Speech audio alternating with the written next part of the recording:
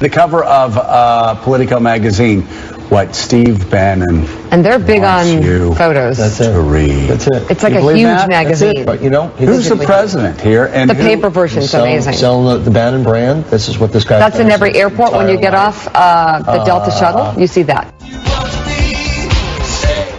If I got into Congress and my chief of staff, like 1 week later, was on the cover of all these magazines, Let me get to Senator Cotton. I'd be like, no, hey, why don't you just sit at your little desk and do your little work? What if you're...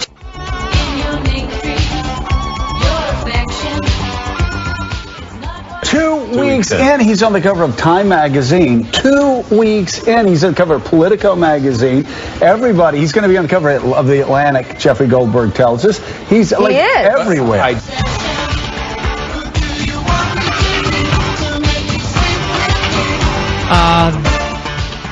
They're obsessed. It has become a serious obsession on the part of the kids over at MSNBC. What would they talk about? The show would be about 3 minutes long if Steve Bannon didn't exist. You are listening to the Laura Ingraham Show, 855-40-LAURA. You know, Justice Thomas said to me once, I'm sure he wouldn't mind my repeating this, that I think about 80 to 90% of everything that's said about you that is negative is based in jealousy. I get the sense that old Joe is just... He feels like he's losing that connection with Donald Trump, that Bannon has kind of edged him out as the favorite go-to guy and giving advice. I have an idea. If Scarborough can do it so much better, why doesn't he leave his several $1 million a year gig at a network that nobody watches and go help the country? Why doesn't he step up? But this idea that Steve Bannon, anyone who knows Bannon knows he doesn't speak to the press, and I've known him for about, 18 years. He rarely speaks to the press. He gave that one little interview, but he is not someone who wants, he's not a press hound for himself personally. He cares about the issues. He wants to accomplish what Trump campaigned on. That's what he wants to do.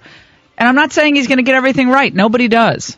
But the idea that Trump would ever allow the very people who discounted him at every key moment during the campaign and dismissed him and maligned him, as the kids at MSNBC did when they weren't sucking up to him, by the way. It was always kind of a whiplash deal over there. On the one hand, if Trump called him on the phone, it's, oh, Donald.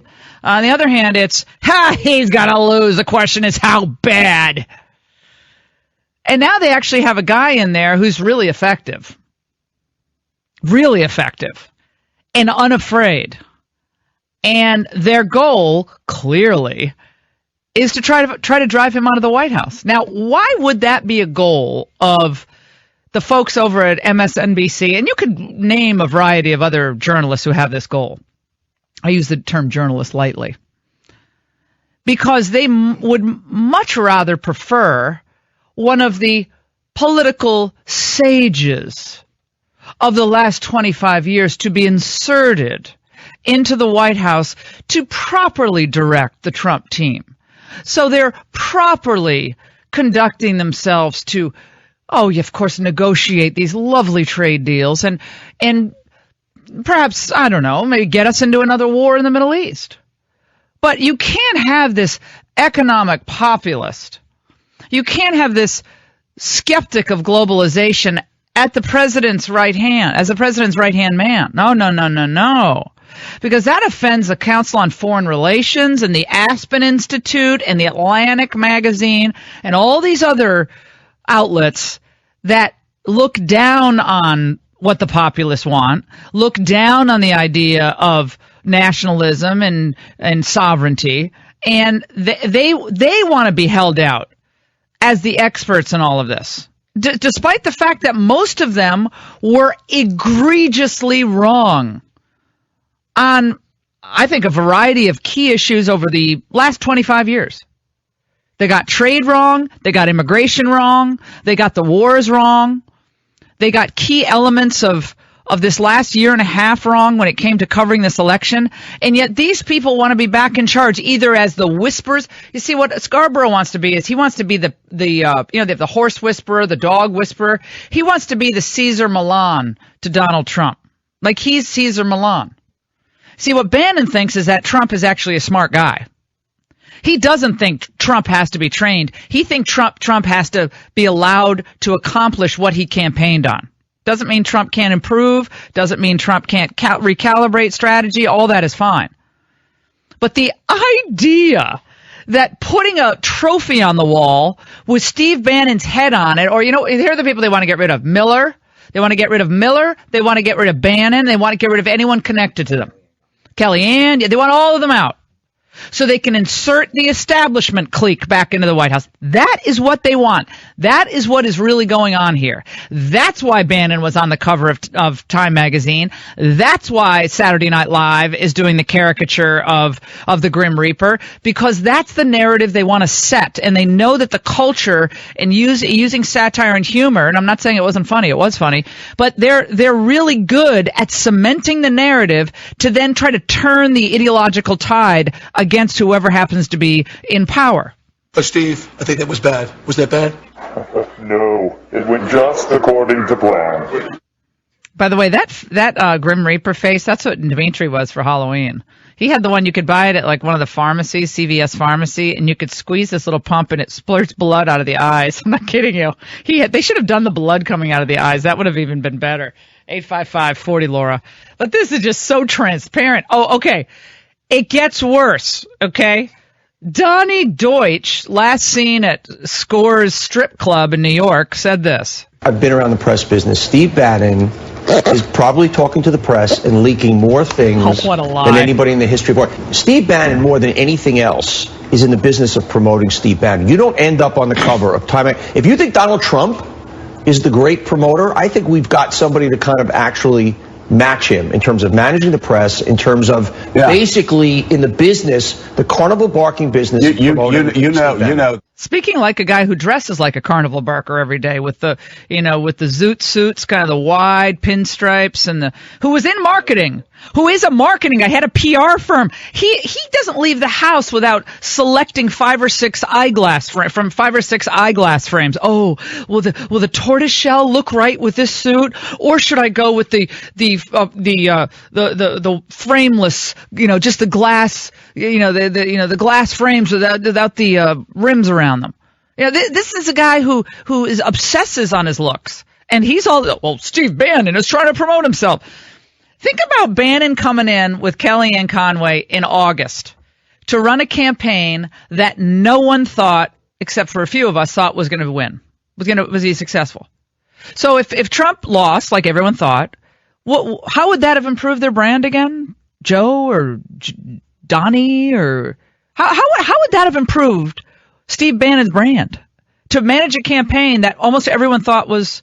See, what I think is that people who go into situations and call it as they see it, not as they wish it to be, but as they see it, and actually see the goal, they see the goal line, and they're gonna score. They're gonna keep scoring. Those people are visionaries. They're visionaries, and they know what it takes to win. These other people are backbenchers. They're backbenchers calling on the play 30 seconds after the play already happened. I'm telling you this for a reason. The left is galvanizing. The war is a daily one. Trump spends a lot of time talking about the war against ISIS and how dangerous the world is today. He's right about that. But on the home front, the war is just as serious. It's very serious that you all understand what's going on here. We now have reports that left-wing activists are mobilizing in the home districts of key Republican legislators. They've done this in Janesville, Wisconsin, and they're trying to make now Paul Ryan's life miserable, and they're using the excuse of the immigration pause, of the travel pause. But they intend to keep this at a fever pitch for the next 4 years. And left-wing activist groups online and elsewhere have said that their goal, their ultimate goal, is to make this country ungovernable. Ungovernable. Chaos, anarchy, intimidation, distrust. This is what they're all sowing in their own way. And I would put Democrat congressmen into this mix as well, because they have their part in all of this. From Nancy Pelosi saying Steve Bannon is a white nationalist last week. That is reprehensible for that woman to say that. That is reprehensible, but that's how far they will go. They were all embarrassed in the last year and a half, predicting confidently of Trump's demise. Now it is their goal to prove themselves right in hindsight. So they can step forward in 6 months and say, see, we told you, this guy is stupid, he's unhinged, he's doing all these things that are making us more dangerous with people like Steve Bannon. So they want to be resurrected, their credibility resurrected, and their prognostication resurrected. They want to do their own credibility rehab, and they're going to try to destroy Trump and I think the general sense of optimism that existed after this election. And across the country, frankly, not in the left-wing circles. They're still sucking on their thumbs and stroking their therapy animals. But for the rest of the country, there was a real extra spring in their step. They want to kill off that optimism. Will you let them? Will you allow it? Or will you keep your eye on the prize as well? It's going to require all of you to be as engaged as ever. 855-40-LAURA. Byron York is going to join us. We have the big argument in the Ninth Circuit, which I do not expect to go in Trump's favor. I'll tell you why. On that immigration pause, the case is only going to be argued as to the validity of the stay that was issued by the district court. Stay meaning halting of Trump's temporary ban on the refugees and the visa holders. So I don't think it's going to go Trump's way. I'll tell you why. Bob Costa is also going to stop by. We have a great set of guests. Craig Shirley, how we could learn from the Reagan White House experience, fast forwarding all the way to 2017. We have a lot on our plate. We'll get through it together. 855-40-LAURA. The war continues, and I am ready to go. Hey, jealousy. Hey, jealousy. 2 weeks in, he's on the cover of Time magazine. 2 weeks in, he's on the cover of Politico magazine. I'm sorry that people are so jealous of me, but I can't help it that I'm popular.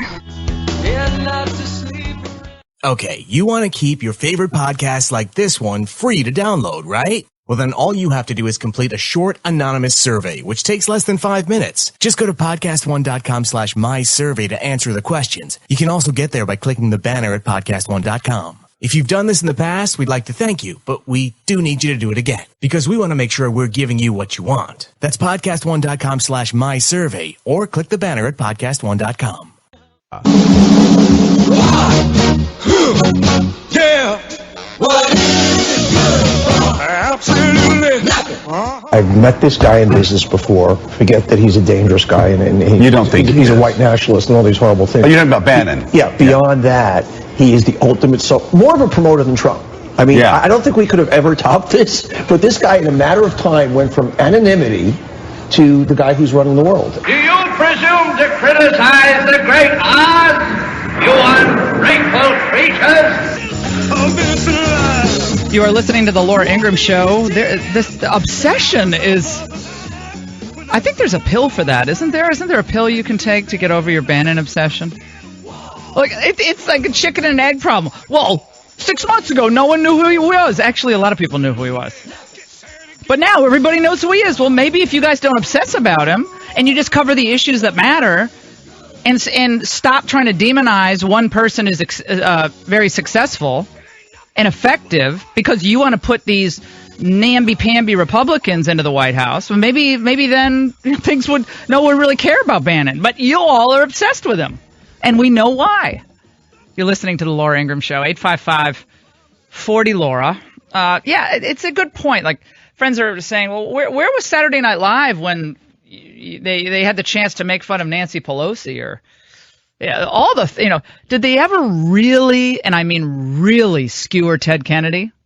Not as much as they could have. If there was a Republican who got as drunk as Ted Kennedy did, I hate to speak ill of the dead, but it's not the first time we've heard about this. I mean, the 80s were like, you didn't know what restaurant you were going to go to in Washington without seeing Ted Kennedy under the table with some, 20-something. I'm not kidding. And so there was a lot to ridicule in the Democrat Party, but Saturday Night Live picks its targets very carefully because they're all liberal and they have a goal. And you got to hand it to them. I mean, they did it to Palin. They want to do it to Sean Spicer. And they think every time you look at Spicer now, you're going to see Melissa McCarthy. And they want to cement that in your mind. So then the newscast, I love how NBC News tweeted the video of it out. So now NBC News is NBC Entertainment. It's all one and the same. Let's go to Dave in Indiana, line 1. Dave. Yeah, number one, Steve Bannon does not run the country. Donald Trump does. And number two, where was all this SNL snowflakery when Valerie Jarrett really was running the country out of the White House? Great with point. Her ties to Iran. That's a great point. Yeah, but we didn't have the Grim Reaper with Valerie Jarrett. Or you could have had, you didn't have to do the Grim Reaper. You could just have like a Charlie McCarthy puppet deal. Like you could have just been the ventriloquist for Obama. Or making fun of Obama with his teleprompter. Making fun of Obama where every other word is or making fun of the garden, the White House garden, where we were supposed to be led to believe that Michelle was out there with the gardening dogs every day, pulling fully grown pumpkins out of the ground. I mean, there's a huge amount of humor. Well, you had to find it in the Obama diaries. The book Raymond and I did. You had to read the Obama diaries because that was the humor. We pegged that in 2010. Let's go to David in Maine. David, welcome. Yes, I'm calling regarding the comments about the left. I'm an independent voter and consider myself moderate. However, Trump's behavior with his comments to the world, his attacks on the press, individual attacks on people, and pretty much outrageous, incomprehensible tweets, I just find reprehensible. Which is, and I'm not sure. So you didn't vote for Trump, obviously, right? You voted for Hillary? You can sit there and fearmonger. Okay, so just take a breath. Take a breath, David. Couple questions for you. Did you vote? I assume you voted for Hillary, right? My voting preference is private. As I said, you're on a national radio show speaking your mind, and now you're worried about privacy? I mean, here's the problem with the left. The second you question them, like, oh, I can't talk about that. Oh, that's private. It's like calling into a national radio show, spouting this bromide and that cliche. And you're a Hillary partisan, and that's fine. That's okay. But don't try to call and say, I'm an independent voter. You're a Hillary supporter. Because if you weren't, you would have been very comfortable saying, in fact, I didn't vote for Hillary or Trump. But he's a Hillary supporter, and he's bitter. And he's in Maine. And I love Maine. But it can get very cold in Maine in the winter. And I think it's that seasonal affective disorder. All the maniacs, you got to get some sunshine. Okay? So just get some sunshine. You'll feel better. You'll be happier.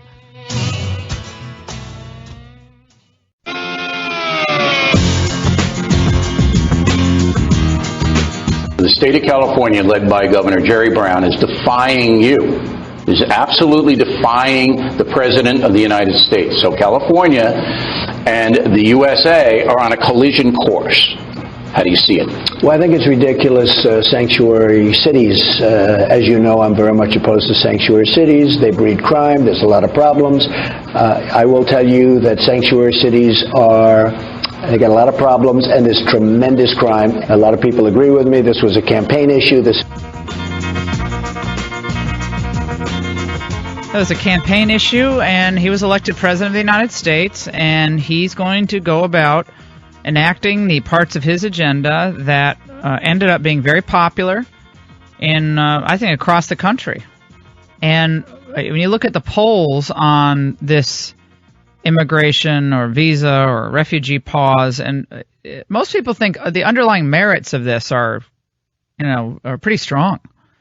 The court hearing today at the Ninth Circuit Court of Appeals, you have an 85-year-old judge appointed by Jimmy Carter. I erroneously said Bill Clinton on Fox and Friends. Sorry, but same deal. Jimmy Carter, 85 years old, William Canby. Then you have a Obama judge who went to Berkeley and Stanford. He's a real liberal. And then you have a George W. Bush appellate court judge, and all they're doing is they're hearing the arguments on whether or not the lower court ruling on the TRO, temporary restraining order, its injunctive relief, should remain in place. The validity of that underlying stay of the executive order. The merits of the case will not be argued today. That is to be decided at a later date, but nevertheless, this needs to be handled in another way in the future when they do an executive order rollout. Joining us now is my old friend Byron York, Fox News, Washington Examiner, great writer. We love having him on. Byron, how are you? Laura, I'm doing very well, thank you. So we have a scenario here where Trump on the merits is quite popular on what he's doing to try to revamp and revise our immigration policy, specifically with the refugees and the visa holders. The rollout obviously was done, in my view, in a clumsy fashion. You should have had the AG in place. You should have had the Solicitor General in place, all your U.S. attorneys that might be involved in arguing this case for the government. None of that was done. But nevertheless, we are where we are right now. What is the political fallout that might continue? Does this stand to be a distraction for the administration? Yeah, I think it does. I think you have to separate the politics and the law here, and I personally think this case is extremely strong, and a lot of people, the case for the executive order, right, the substance of the executive order, and a lot of people who have a lot of experience in law and government say the case is very strong.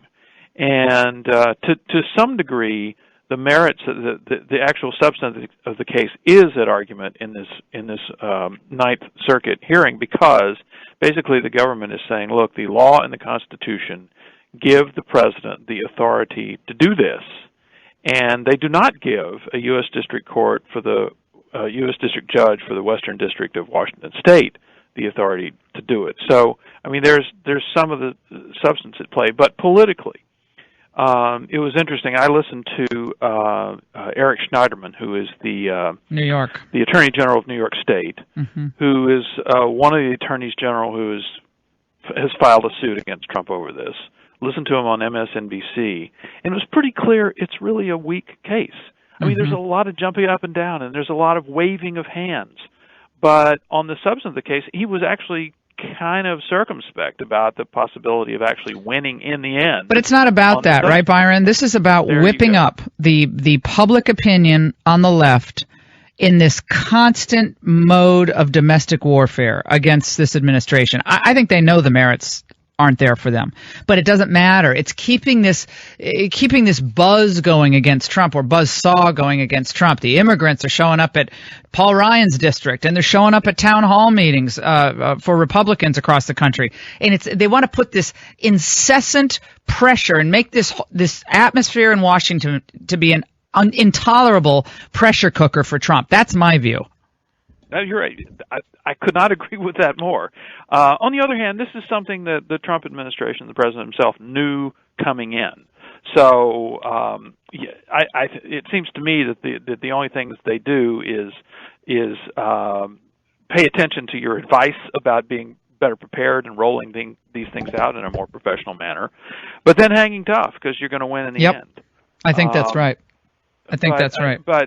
And now, as far as this executive order is concerned, I was talking with somebody who's fairly high up in the government, not in the administration, just the government, who said, well, you could amend the executive order and take out the green card problem.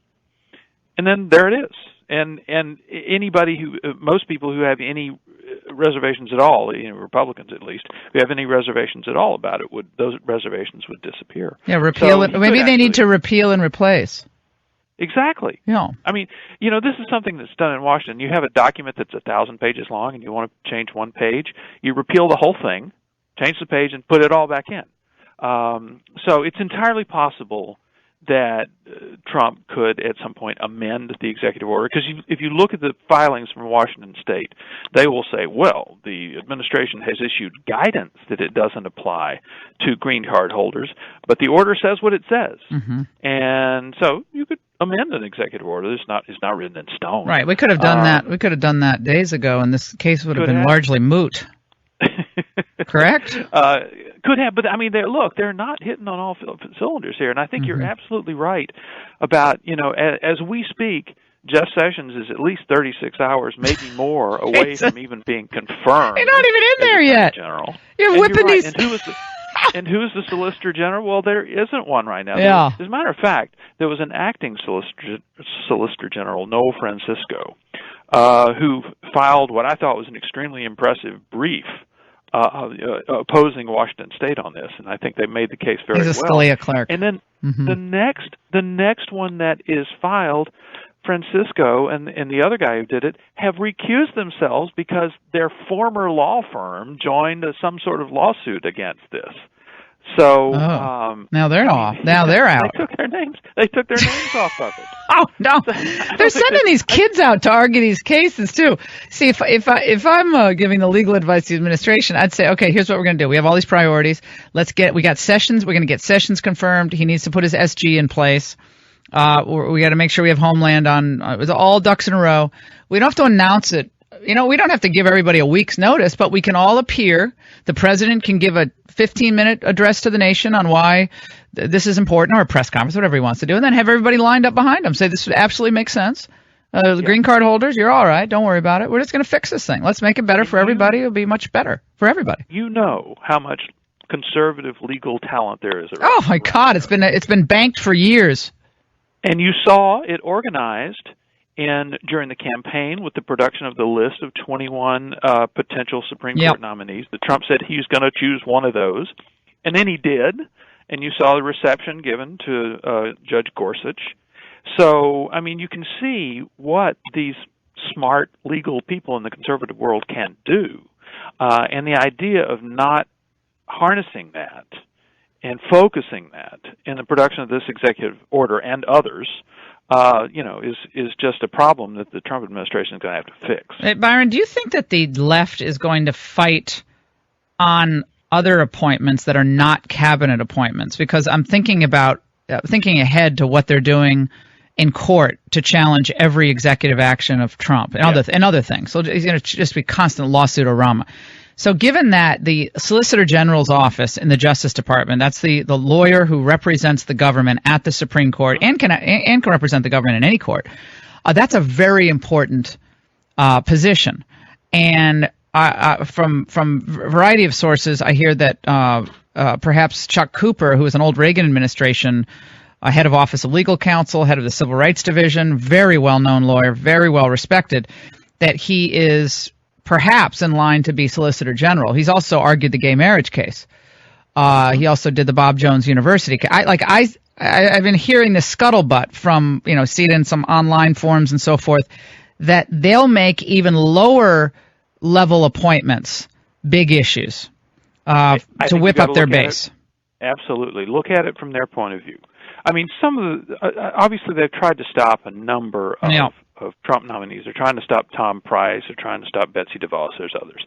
But I think in the case of Sessions, you see the actual practical benefit to them of not having of holding Sessions back, because you have this wave of litigation that the Justice Department has to respond to, and there's no Attorney General.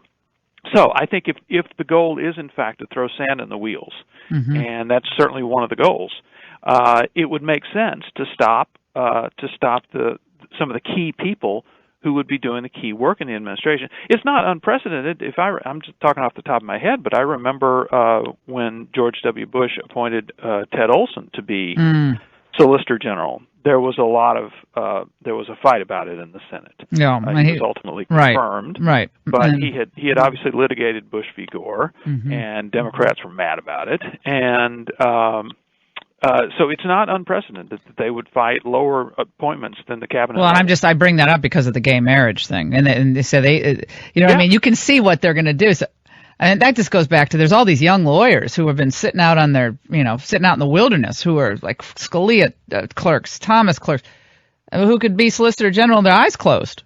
You know what I mean? Who don't have any of that baggage. Yeah. I just think there's a lot of interesting possibilities here, and I have no idea what they're going to do.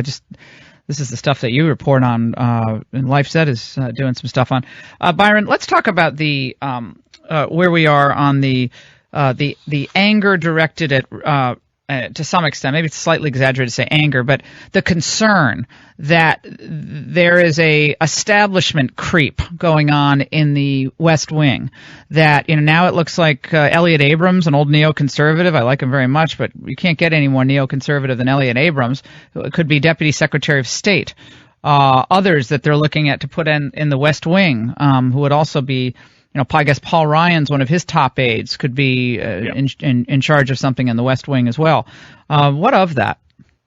Well, I'm not going to fully endorse this, but there's some truth in it. There has been, since the transition, a lot of talk of a kind of Baker and Meese conflict inside the Trump administration, going back to the conflict between James A. Baker, the sort of pragmatist in the Reagan White House, and Ed Meese, the conservative in the White House. And there was this kind of fight over whose people get in, and I guess you can say Baker eventually won.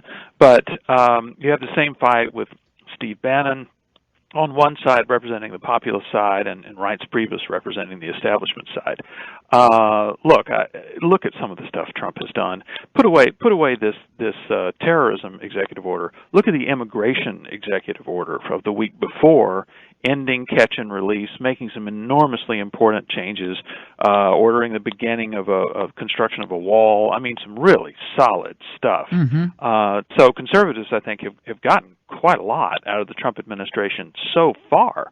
On the other hand, this controversy we were just talking about the 7 countries vetting executive order, has, I think, served to strengthen some of the establishment hands by saying, look, you got to cross your T's, you got to dot your I's, you got to have more of an orderly organization here, and listen to Reince.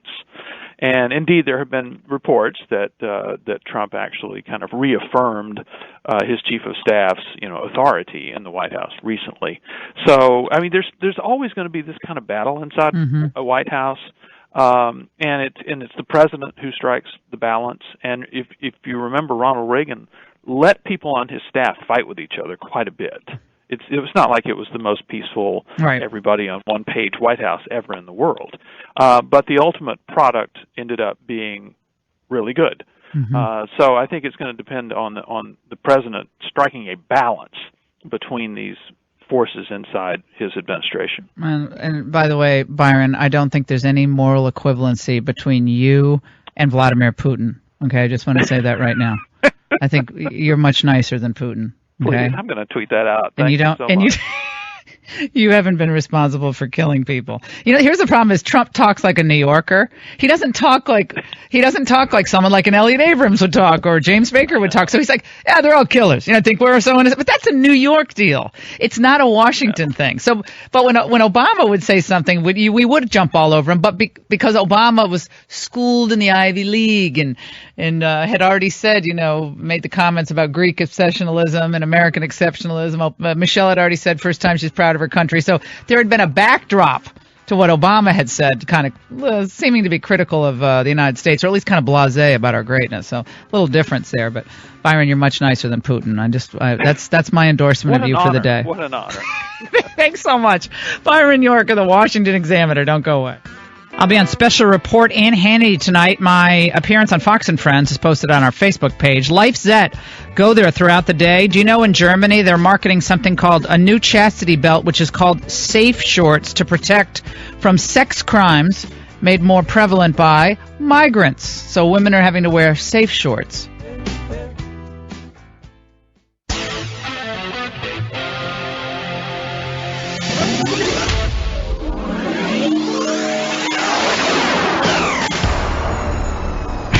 Your healthy radio addiction starts now. Power to the people! The Laura Ingraham Show.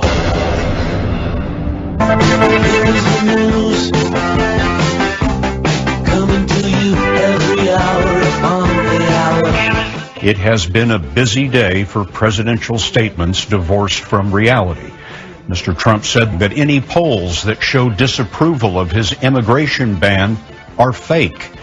He singled out a federal judge for ridicule after the judge suspended his ban, and Mr. Trump said that the ruling now means that anyone can enter the country.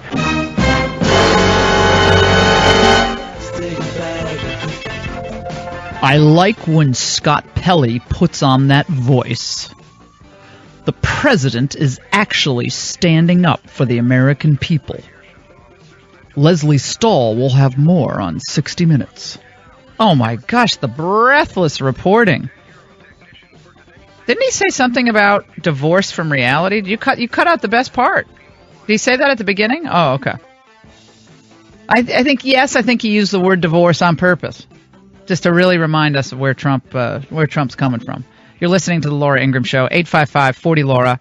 The Federalist has a great piece out, 16 fake news stories reporters have run since Trump won. LifeSet was all over that. All the stories that are tweeted and retweeted that turn out to be false.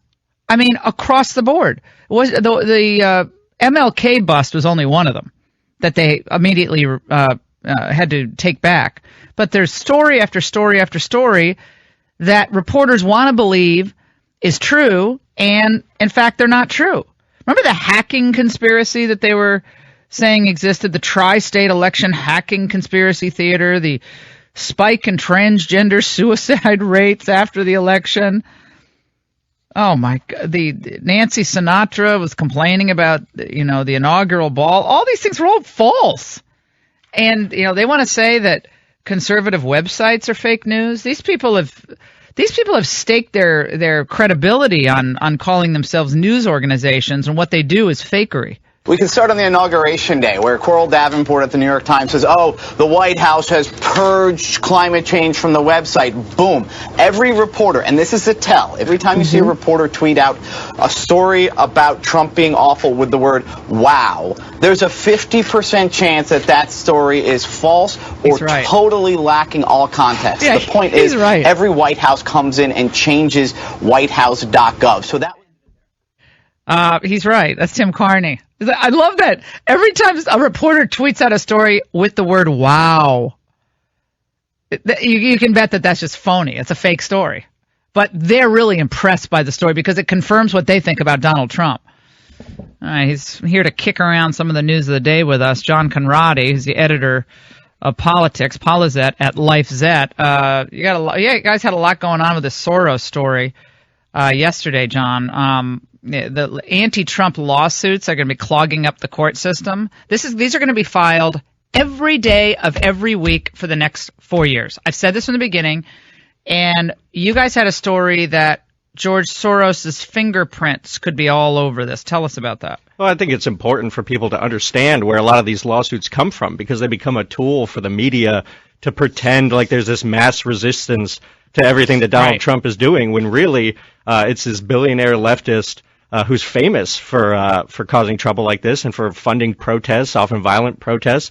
This is the same person who's funding these lawsuits that are being filed. And we have pretty solid proof that he's behind some of these groups, or how does it work? Oh yeah, so he has this organization called the Open Society Foundation, and that's where he runs all his tentacles come out from that foundation, and that group donates to other groups. So it becomes this sort of chain. It's barely a pass-through hidden to progressive protests. It's a pass-through, Open Society. So they pass it through to others, and then others send out their social media alerts. And I notice a lot of the posters are in the same handwriting. All the posters that are these organic posters that, Timmy just drew up in his basement, they're all painted in the same warehouse and then shipped all across the country. I mean, anyone who's watching the news and sees these protests that are supposedly organic, I mean, they should know that every one of those, often even the people themselves protesting, are paid. It's all paid and organized. None of it is organic. AstroTurfers.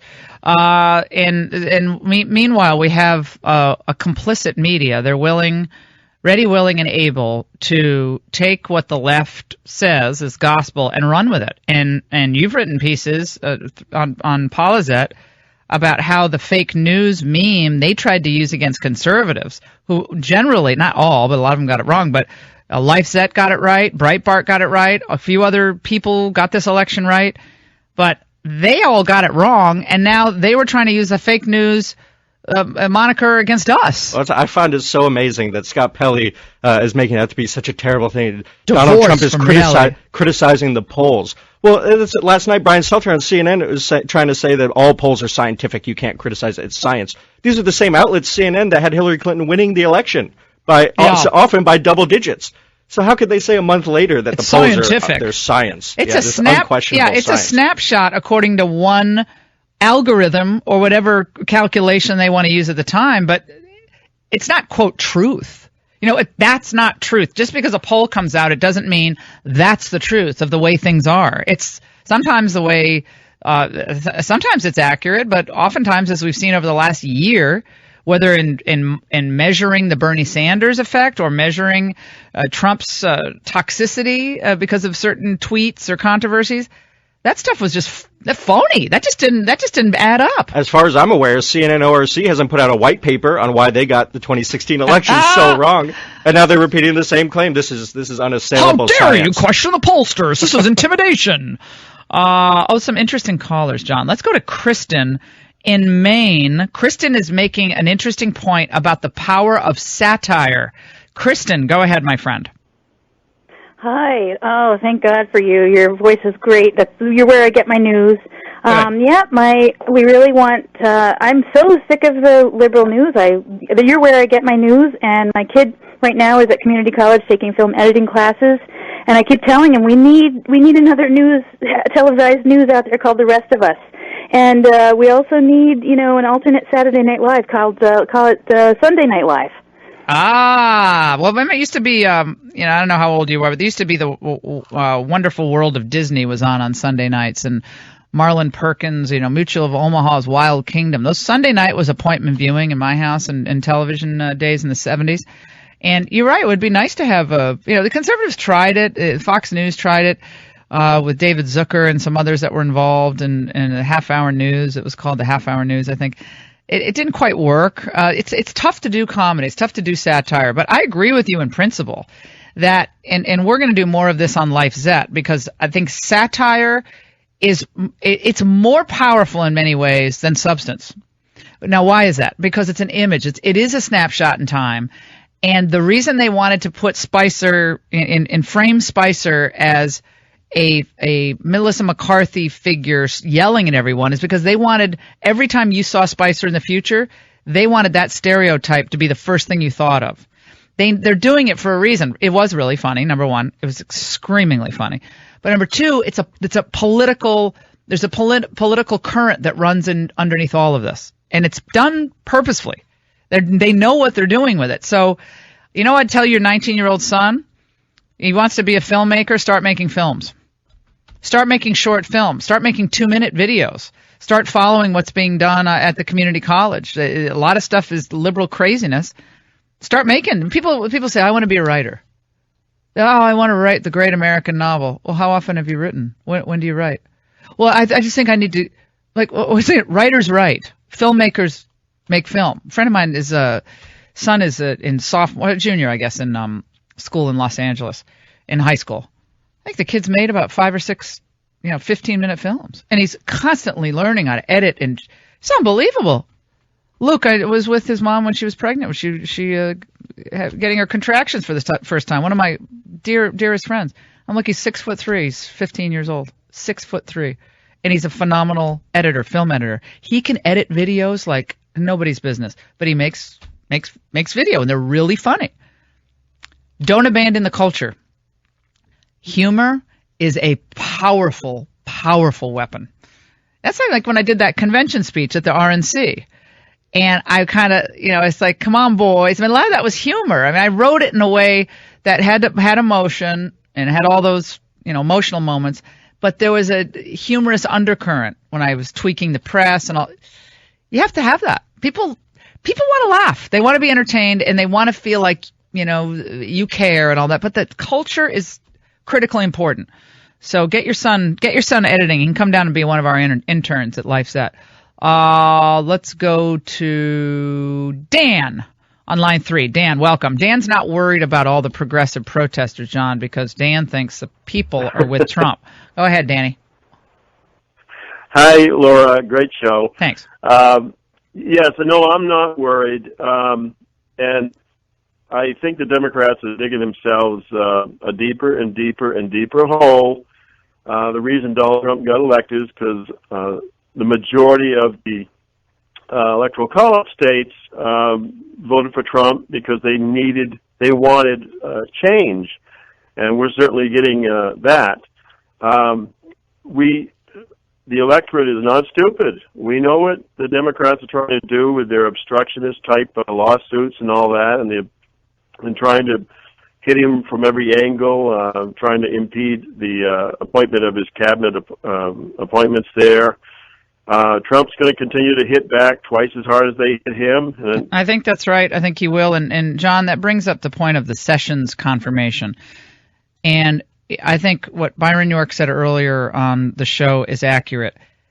The left really wanted to hold that up as long as possible. They know they can't defeat the nomination, but they know they're going to be in court a lot. In this first case, the challenge of the visa pause and the refugee pause, if they can win, at least on the stay of the order, they're going to feel like they have an early victory in their camp, and Sessions isn't in place yet. So for another 36 hours, he's not going to be in place. And not only is the sheriff not in town, but Sessions is one of the most talented people in the entire administration. And so it's not only that position is empty, but that position is empty with the guy who is the most capable of defending some of these key critical issues. Yeah, and I think I wonder what Sessions thinks of how the whole thing was rolled out. I can't imagine he's too happy. But he said he hadn't read it, right? He said he didn't see it, I guess, before it was. He's not the Attorney General yet, but I don't know if he saw it. Didn't seem like he saw it from he wasn't advising. Okay. Right? Yeah, and in a way, they're not actually allowed to take what's called presumptive action. So he actually wouldn't be allowed to have advised them until he's confirmed. Well, that's just. That's why you can't do this until you got your people in place. You got to have your legal eagles in place. Then you can roll it out, have Kelly next to you, have Rex Tillerson next to you, and say, this is what we think is best for the country. Any questions? It's effective today. This is why we're doing it. This is why it makes sense. Not going to be the end of the world. No one's lives are going to fall apart. Green card holders can come in and out. It's all going to be okay. Yeah, they could have had the exemptions in place. They could have had General Kelly, rather than 3 days afterwards, go out and introduce it. Kelly, I like him. You like him? He's clearly he's talented. I like General Kelly. I don't think he's exactly where I am on immigration, but I like him. He's a no-nonsense guy. Well, of course, no one's where I am on immigration. I'm for common sense immigration. Yeah, okay, well, fine. I'm for common sense immigration reform. Reform meaning enforce the laws. That's my reform. Enforce the laws. And then once the laws are enforced, we'll see what we can do with the people who've been law-abiding.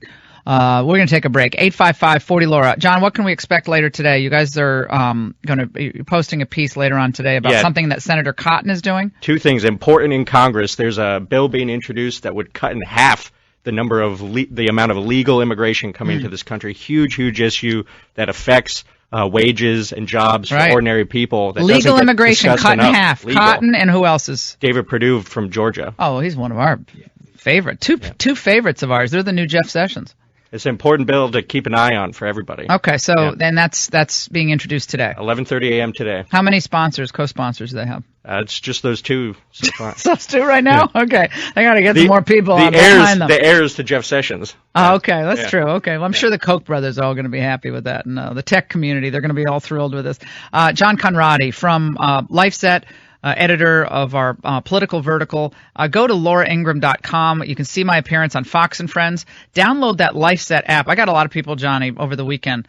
People I was having brunch where they're all downloading the app. They're like, oh my gosh, this is fantastic. It's like, I told you to download it like 3 months ago, but it's awesome. Great job at everything that you're doing. Tell everybody at the team they're doing a great job. Yeah, thank you. All right, you take care. We're going to take a break. A lot more to get to. Obama enjoying his time off, and we have to suffer through the video. Don't go away.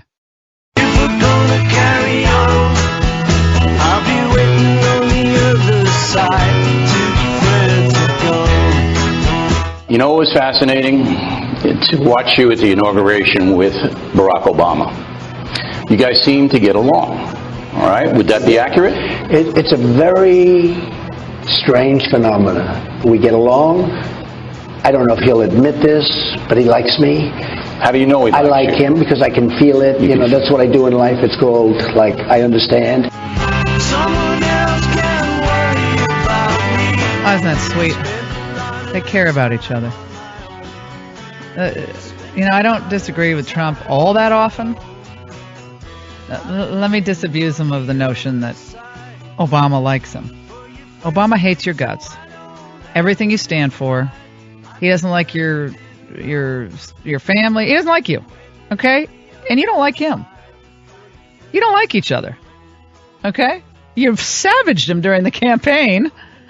And we would like to think you meant it. Okay, you don't like him. You think he just about destroyed the judiciary, left America with open borders. You completely destroyed a chance at a real recovery, and left our foreign policy in tatters, helped create the migration crisis in Western Europe, but oh yeah, we get along. You don't get along. I don't buy that. I just don't buy that. And don't say, oh, we can disagree and then go get a beer afterward. Not really. I don't know if he'll admit this, but he likes me. How many of you think that Obama likes Trump? How many of you think that Obama and Michelle like Trump and Melania? If looks could kill, Secret Service would have had to jump on all the people at that inaugural platform, okay, because of the way Michelle was looking at everybody. If looks could kill, there's no bulletproof vest you could have. She was cutting them down with her eyes, okay? And Barack Obama is like, come on, he might come across as a cool dude, but he's no fan of Trump. You're listening to the Laura Ingraham Show. By the way, I have great news. Alina Dunham from that very uplifting and wholesome show Girls, she said she was so upset, bereft, when Trump won that she couldn't eat food. I'm thinking to myself, well, why is this a bad thing? This is good news. Forget Weight Watchers, move over Atkins. You got the Trump diet. So she lost a whole bunch of lard on the Trump diet. I mean, she better hope Trump's in office for another 4 years. So if that means if Hillary won, would she have packed on 15? What does that mean? I'm not following that, but I'm not. Well, the guys in the studio think she looks really hot now. Especially when she's, going sleeveless. Yes, you guys think she looks beautiful. I think that's very nice. Swing set arms, and she really needs a little work on the triceps. That's fine. Please. A few weeks ago, over 400,000 people listened to my interview with Adam Carolla. I'm Steve Bertoni, host of the Forbes interview. Thank you for your incredible support. This week, check out my chat with hip-hop giant Jason Derulo. What was your first kind of real payday? It was my first publishing check. It wasn't crazy, man. It was maybe like 90,000 or something like that. That's crazy to me. Subscribe to the Forbes interview on iTunes now, and be sure to give it a rating and review. It's enough to make you go crazy. Oh, it's enough to make you mad. I think that he is leading himself into that kind of position where folks will begin to ask, what are we going to do? And the answer is going to be, eventually, we've got to do something about him. We cannot continue to have a president who's acting in this manner. It is dangerous to the United States of America. Oh, poor Maxine Waters. Well, she mixes up a lot of things, but what would we do without her, really? What would we do without Maxine Waters mixing her metaphors, mixing up her references, or just generally not getting it? By the way, we have a few diet tips for you, which will bring you at the end of the hour. Well, you don't need Atkins. You don't need Weight Watchers. I have some tips for you, especially if you're not thrilled about the Trump presidency. This really applies to you, and it's good news. So you need some good news. I'll give you some good news, all you bitter and bereft people. Well, yeah, okay, fine, we got it. Joining us now, I'm delighted he's with us, Bob Costa, national political reporter for the Washington Post and an NBC political analyst. He joins us now. Bob, how you doing? How are you? Great to join you, Laura. Doing well. Let's talk about what seems to be a constant war footing for the Democrats.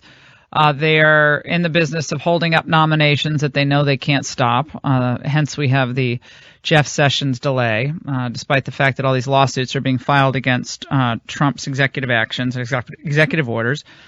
The 24-hour Betsy DeVos legislative protest that was carried out. Mike Pence looks like take the deciding vote there for the nominee. It's not really about stopping the nominations. What's the real goal of this maneuvering by the Democrats? A lot of it has to do with 2018. If Democrats know to have any chance to really put the pressure on Trump, they have to take over the House. And so you have the House Democrats going to their retreat this week, and you have a lot of people like Chuck Schumer in the Senate thinking about how can they get the Democratic base engaged. There's a lot of anger on the left, but trying to put that to a political purpose seems to be their real challenge. Oh, so this is about raising money, raising profiles, showing the voters that you don't have that much reason to be upset. We're coming back in 2018. In 2020, we're going to be rebooted, ready to go to make the case against why these last 4 years, well, 2018 first, but then beyond that, these last 4 years have been a disaster. I think there are some strategic things the Democrats are trying to do. I mean, the big push on Sessions, I mean, that's all about trying to stop the populism and nationalism that's rising on the right. They know Sessions, if he gets in there, as he will, likely, as Attorney General, he'll be really enforcing Trump's immigration orders and being an advocate for tougher immigration laws, and that's really against what their whole worldview is. And with DeVos, they have activated the public sector, the public education unions, in a real way, pressuring senators like Portman in Ohio and Toomey in Pennsylvania to really say, that this group, the teachers union, has to get back in the game, back in the arena. And so you've seen a ton of calls come into offices. So that's been, from the Democratic perspective, a positive thing, and that they almost kind of knocked her off, even though she looks like she'll be fine. We're talking to Bob Costa, the Washington Post. Bob, the story of this immigration pause, the visa pause, refugee pause, continues to be a distraction, I think, for the administration because with a few tweaks and perhaps a slightly different rollout, this would have been not such a big deal. Some people would still be upset about it, but it wouldn't have been such a big deal. I've heard from a couple of folks that there's consideration of a amendment, or I guess it would be a repeal and replace of this executive order. To eliminate the green card concerns, any ambiguity about that, and perhaps tailor it a little bit more narrowly. I know there's definitely discussion in the White House about tweaking this because it's caused a political uproar, and I'm sure your sources may be similar to mine in the sense that they really didn't expect such an uproar. They knew, of course, there would be angry Democrats and angry people on the left, but Trump did run on this kind of pause, this kind of policy, and he won the election, so they thought it would just kind of be Trump doing what he said he would do. But the way it was rolled out, I think especially among the federal government types in D.C., in the agencies, the civil servants, they were really alarmed at how quickly this came and how the Trump people weren't perfect at explaining it on the television shows. And so there's definitely a thought the rollout and the green cards and some of this alarmism, if it was tamped down a bit, would be helpful to Trump. Is the reporting on Bannon versus Priebus and Bannon and Miller versus Priebus and perhaps others, is that overblown, do you think, or is that more accurate than not? That there's this big rift and perhaps even a push to get Bannon out of there and sideline him, or at least give him fewer duties? You know, when you have in-laws, right? You have your sibling gets married to someone else, and it's not a perfect situation at first, and you come from different experiences, different backgrounds, but everyone's bought in. They want to support the couple, so they kind of make it work. So I think the reporting, in the sense that there's acrimony day to day, is overstated. All my reporting points to the fact that Bannon and Priebus are getting along. Bannon's trying to work with Congress. They all have pretty solid relationships with Trump. but they do. I wouldn't erase the fact that Bannon and Reince Priebus are very different people in how they see the world. I mean, they don't have the same approach. They don't see populism in the same way. Now, they're all on the same team, so they're playing by the same rules, and they're trying to work together. But I wouldn't just brush it under the rug. These are two very different people at the top of the White House, period. Yeah, well, Priebus was not for Trump. I imagine Spicer probably wasn't either. And Bannon was, but they're there now working under the same roof, and everything that I've both seen and heard indicates that all in all they're working really well together. I mean, yeah, of course people are going to disagree on some of the substantive things, but that's just nothing new. I mean, we're going to talk to Craig Shirley in a little while about what happened in the Reagan years. And there's a lot of settling out that needs to be done in government, and in the White House especially. And none of these people have ever worked in the White House. None of them.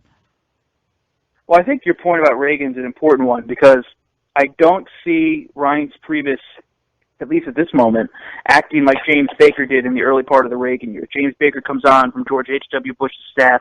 Reagan puts a former rival's aide as chief of staff. You know the whole story.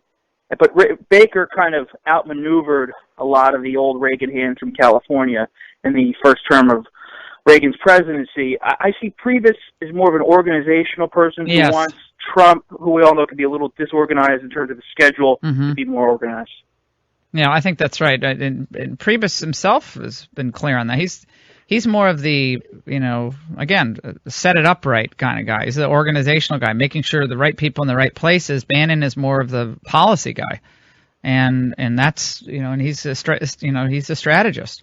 But you're going to make mistakes. I mean, they made a mistake in the way they rolled this out. It could have been done much better, and it becomes a distraction. You don't want it to be a distraction. It should be jobs, the economy, working on this repealing and replacing of Obamacare. All the things that they campaigned on are important. This is an important issue, but I just think, I hate that whole teachable moment phrase. It's so tedious. But do you think that do you think there have been lessons learned that will be useful? Just forget the merits of the issue, but just useful in how they proceed on executive action in the future? Yes and no. I mean, I think what I'm hearing from the Trump White House people, insiders, is they like in the sense that they went fast with these executive orders. Boom, boom, boom, shock Washington, rattle Washington. They don't want to lose that edge. There's been some concern that when Trump told Bill O'Reilly for a Super Bowl interview, well, maybe it'll take a year into next year for health care. Some people said, oh, man, we can't have Trump starting to play by the timeline of Washington and these Washington Republicans who want to take forever on certain things. And so there's two different schools. Yes, Trump needs to do more process and not be so hurried, but they do want to keep that Trump style. Mm-hmm. Well, yeah, they like the smash mouth politics too. I mean, they are. Oh, they do. They like smash mouth. I mean, it is. Well, Trump likes smash mouth. It comes all from the top. Yeah, exactly. This is the kind of guy he is. Like, the judges come after him. It's like, you so-called judge. People thought he was going to be different. He is a New York real estate investor who knows how to brawl with the best of them. And he doesn't speak the language of politics. No. He just does not speak. So, yes, and can you direct that to the Putin comments? Because I get why people are upset about the Putin comments, but I know Trump. I've known him for a long time, so I know how he speaks, and I know he doesn't think we're the same as Russia. He doesn't think Putin is the same as he is. He doesn't think any of that. But the way it came off to all the people who are marinating in Washington speak morning, noon, and night, that is radioactive for them. How could you dare say that? But for me, it's like, this is New York and Washington. No, it's a total divide. And it's going to be, I think it's going to be here for 4 years, it's just everyone speaking past each other. Trump speaks New York, he speaks deals, he does negotiations. Here's the big problem for Trump. Mm-hmm. Read Art of the Deal, right? It talks about how he always likes to start off on the extreme or do something that's extreme and then come to the center. But what's happening now is Trump goes to the extreme and everyone's just covering him as the extreme, when it's really everything Trump does is part of a negotiation on that issue or that front. And we're talking to Bob Costa from the Washington Post here on the Laura Ingraham Show. Let's talk about the effect that cultural satire has on this West Wing. I'm always of the mind that if you're spoofed, by Saturday Night Live, the best way to respond is to say, I thought it was hilarious. I can't wait to see what they do next week. Yeah, I mean, and just like, I thought it was great. Maybe I'm not quite that fat, but, I think it was great. But it seems like, is this getting under people's skin a little bit, or is it getting under Trump's skin, or what's going on there? Well, Trump doesn't like to be mocked. I think Spicer's played it off pretty smart. I mean, he said, Melissa McCarthy, he's chewing her gum too much. And, I mean, Spicer knows how to play the game. Yeah, he said it was cute. I saw a Politico story that I thought was, this idea that Trump is stewing over the Melissa McCarthy thing for Sean Spicer. Maybe. I haven't heard that on my side. But, Trump, yes, he's sensitive to the culture. Trump knows, politics is downstream from culture, as Bill Buckley used to say. But, it's Saturday Night Live. He's been warring with Alec Baldwin for over a year. So. Yeah, they should send him, like, a triple bouquet of flowers this Valentine's Day. I mean, Saturday Night Live. I mean, imagine if it was just Hillary again. I mean, this would have, this would have been a real dull season of Saturday Night Live. But now they got old. And apparently Rosie O'Donnell now wants to come in and play Bannon. She says she wants to play Bannon. That's She did not lose the weight, apparently, that Lena Dunham claims that she's lost with the Trump diet she's gone on. She says she can't eat solid foods, Bob. So that's what Lena Dunham said. So she's dropped a lot of the LBs that have been dogging her for years. And a lot of girls listeners, I'm sure, on the Laura Ingraham show. Big time, because it's a very uplifting narrative on girls. Yeah, Costa, I don't exactly see you throwing back the chocolate covered marshmallows watching girls either. Okay, I don't see you with a fondue pot watching girls. At home. When I was covering Bernie Sanders in California, this guy comes running up to shake Sanders' hand, and all these women around me said, "Whoa, look at that guy!" Supposedly he was a big actor from Girls. Oh my God, that was one of the worst. It does have a following. No, one of the worst shows. And the most important question, because I know as a Washington Post reporter, you're all over this. Does Trump have a bathrobe? Yes or not? No, because there's reporting on the bathrobe gate. Bathrobe type to me. No. I have not seen his bathroom. Yeah. But he's the kind of guy who's always dressed up. I mean, you know him. Yeah. Unless he's golfing. In golf clothes or he's in a suit. Yeah, golfing or suit. There's no in between with Trump. You don't see him like in khaki shorts. I've never seen him in a T-shirt ever. No, that's like my dad. Doesn't wear T-shirts. That generation doesn't. It's not a T-shirt generation. I like that. I like the fact that it's like it's casual, playing sports, or you're dressed up in a suit. There's no, there's no middle ground there for Trump. Bob Costa, thanks so much for stopping by. Always great to talk to you. Thank you, Laura. All right, we'll take a break on the Laura Ingraham Show. 855-40-LAURA. Yes, Politico was actually, I think it was Politico that wrote the stories, the New York Times, about Trump is now alone in the White House and he's wandering around. New York Times, wandering around the West Wing, ambling around the West Wing, padding around in his bathrobe. What? Who would call up the New York Times and say, oh, by the way, Trump's in his bathrobe? It's ridiculous. 855-40-LAURA. Stay with us. The Laura Ingraham Show.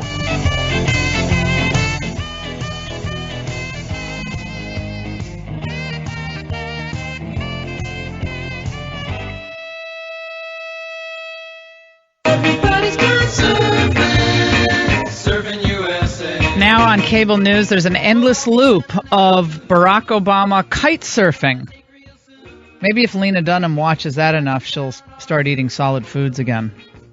Now that Lena Dunham is losing weight because of the trauma of a Trump presidency. But Barack Obama, he's getting air on the kite surfing. He's flexing his muscles, and the media is an absolute Obama withdrawal. Look to see this video loop endlessly over the next 24, 48 hours. I'm a glutton for punishment.